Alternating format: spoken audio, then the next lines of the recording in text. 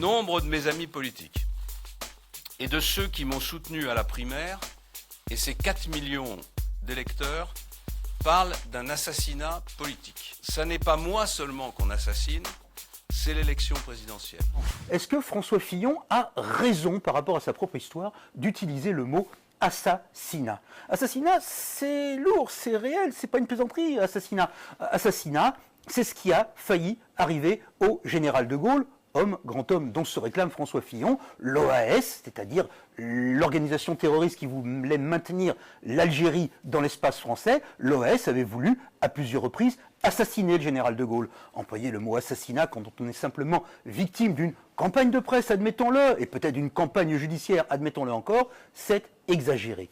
Exagéré encore et presque incongru quand on connaît la vie de François Fillon, qui a expérimenté dans son existence privée et publique ce qu'est la mort. Il n'en parle pas légèrement, François Fillon, de la mort. S'il est rentré en politique, Fillon, c'est parce que son premier mentor, qui était un grand homme politique de la Ve République, ministre du général de Gaulle, puis de Valéry Giscard d'Estaing, Joël Le Teul, est mort d'une crise cardiaque à 50 ans, littéralement dans ses bras. Il sait ce que c'est, la mort. François Fillon, il porte encore le deuil de son deuxième mentor, Philippe Séguin. Il a eu aussi des deuils d'une brutalité rare dans sa propre famille. Donc assassinat, mort, ce genre de métaphores, il devrait normalement l'éviter s'il était fidèle à lui-même.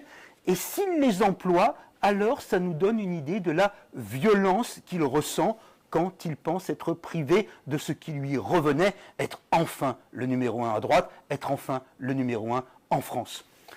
Autre curiosité de ce mot assassinat, j'ai cherché un petit peu, mais le mot assassinat dans le vocabulaire politique contemporain est marqué à gauche. Il est le mot du refus de l'État. Je vais vous chanter une chanson, ça va vous dire quelque chose. Vous auriez, en tirant sur nous, assassiné la République.